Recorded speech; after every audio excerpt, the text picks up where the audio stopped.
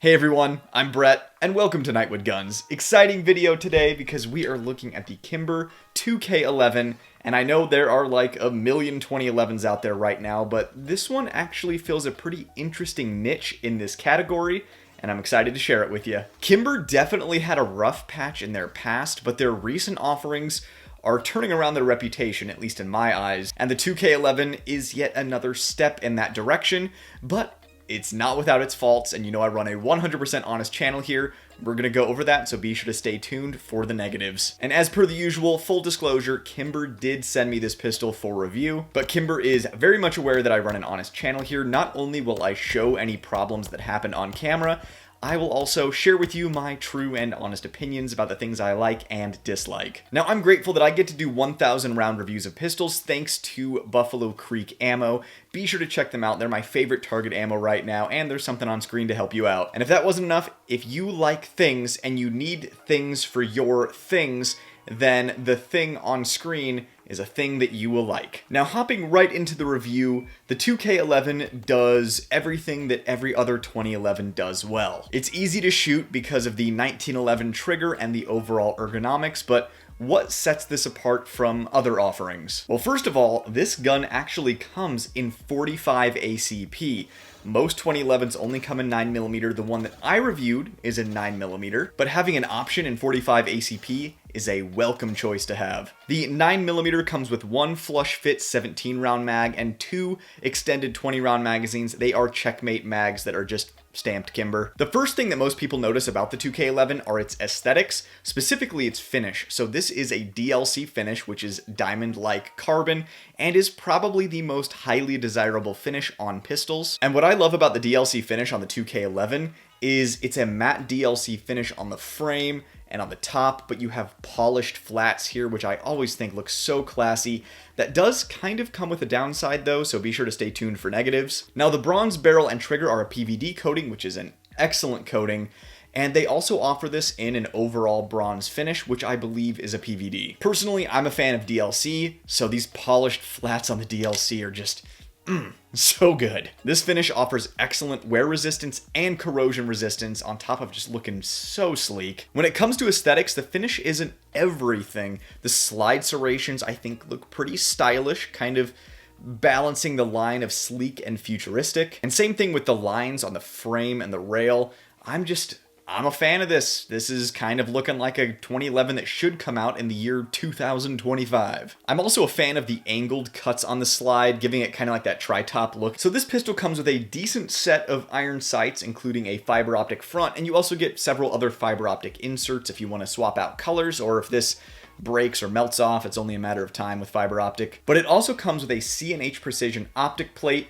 The only bummer about that is that you're losing your rear sight, so you don't have a backup co-witness. As optics have improved, that has become less and less important, but still, I'd rather have it and not need it than need it and not have it. And most importantly, when you compare it to companies like Staccato, I'm just really glad that an optic plate is included at this price point. Kimber is also kind of adapting with the times, and they have moved over to an external extractor. So if you're into that, then there's that feature. So I mentioned the way that the slide serrations looked earlier, but they perform extremely well. Very effective serrations. They are grippy and sharp without slicing you up. These things bite and stick to your fingers and hands, which is exactly what I like to see.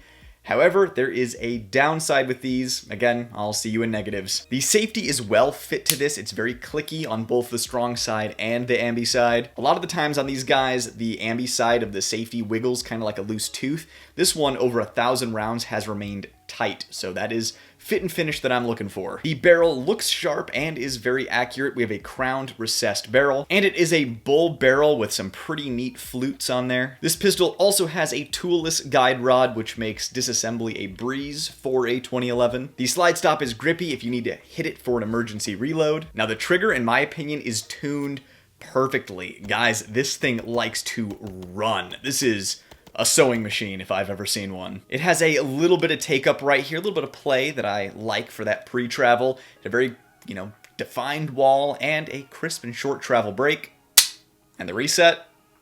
Whew. Now with 2011s, other than weights, you're kind of splitting hairs with how these things are tuned, but this one if you're a 2011 or 1911 guy, you will immediately recognize that this thing is tuned perfectly. This is something that I would hope to see at this price point and sets it apart from things like the Prodigy or the Turcados. Now, this does have a slightly longer trigger shoe, like a medium long trigger shoe, so if you have preferences for shoes, just be aware of that. Now, this also has an aluminum grip as compared to like Staccatos and Bolt Armories that have polymer grips. There are pros and cons to both. The big thing is with the aluminum grips, it can be challenging to get a good grip texture. They did a great job with this. The checkering looks classy while also being effective. I would give this grip texture like a 7 out of 10. It's pretty darn good. If you want to carry this thing, it's not going to tear up your skin. Also, long days at the range, it's not going to tear you up, but it's still aggressive enough and grippy enough that you can get a positive purchase on it.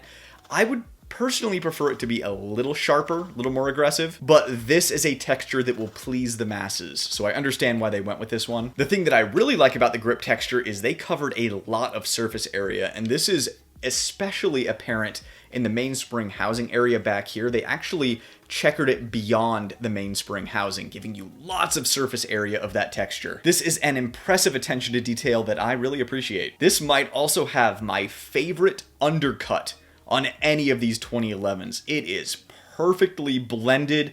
There is not so much as a hint of a sharp corner anywhere, including on this side of the magazine release that can normally be pretty sharp. It is perfectly melted, blended, and overall the ergonomics on this thing are just incredible. It is completely dehorned, melted all around. This thing is comfortable and honestly a luxury shooting experience. They've also done a decent job beveling the mag well down here. I wouldn't call it stellar, but it's pretty good. I never had an issue reloading, but I could definitely see how if you went in at just the wrong angle, you could kind of get the magazine jammed in there a little bit. This is just an issue with 2011 pistols, especially in my experience with ones that have an aluminum grip, just kind of the nature of the beast.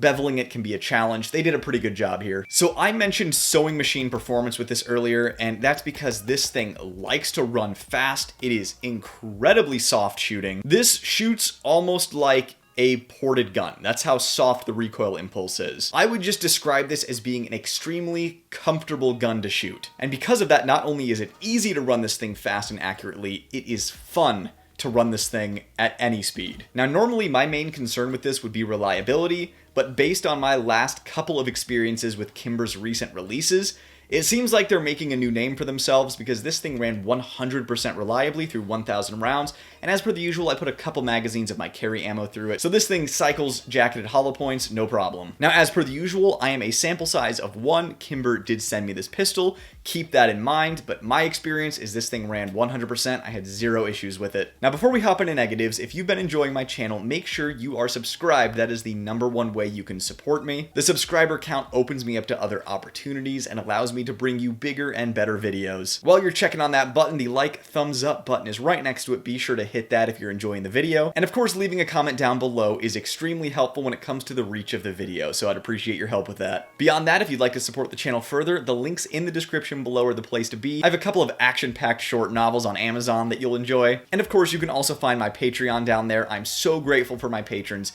You guys help keep the lights on here when YouTube is putting the thumb on the scale against gun channels. Now, hopping into negatives, the #1 issue that I ran into with this gun has to do with the serrations and the polished flats on the slide. This whole situation has created a perfect storm where if you run this gun with your thumb on the manual safety, which most people do on 1911s and 2011s, as the gun is cycling, those sharp slide serrations and kind of the stickiness of the polished flats will grind against the side of your thumb. You can see that with my thumb on the safety riding it like a shelf. If I let go, it just kind of eases forward. And you can even see some of my dead skin in there from this thing just reciprocating against the side of my thumb. Now, I don't care about that. For me, that's just ripping off calluses. It doesn't hurt or anything. But it does slow down the slide velocity a little bit, and I noticed that when shooting this thing fast. If it were me, I would toss a walled safety on this thing to keep my thumb from contacting the slide. Next up, the trigger shoe being as long as it is, and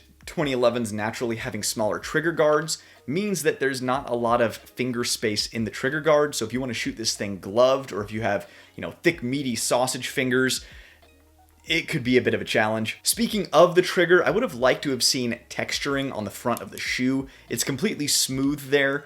not the end of the world. It's just a personal preference that I like my finger to kind of stick to that, so it's in a repeatable position. It's not, moving up and down when my finger gets sweaty. I mentioned earlier that you lose the rear iron sight when you toss the optic plate on there. And also with Kimber, something worth mentioning is they are using some metal injection molded parts.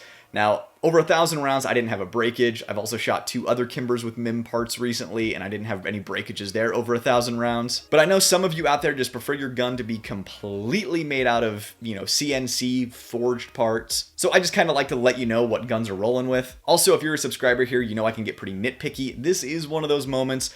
The grip screws are smooth, and they bulge out quite a bit from the frame, and it can, act as a little bit of a smooth spot if you grip in that area. I feel like I might just be spoiled by Bull Armory guns because they actually dimple and texture the screw and get it as close to flush as possible, so it's hard not to compare it to competitors. At a minimum, I would just like to see it not bulge out from the grip so much. I'd like to see it a little more flush. The final negative worth mentioning is it does have a loaded chamber indicator hole, so gases will shoot out from that hole and can foul up the glass of your optic with carbon, making it somewhat difficult to see through over prolonged range sessions. This is something that I see way too often on optic-ready pistols, and people should really have this figured out by now. But overall, in my opinion, the Kimber 2K11 makes the best, I'll call it brick and mortar 2011, as in you can just walk into a place, hold it, try it out, and then walk out with it same day. With a lot of other quality 2011s, like, Bull Armories, you have to order those. Same thing in a lot of cases with staccatos because it's difficult for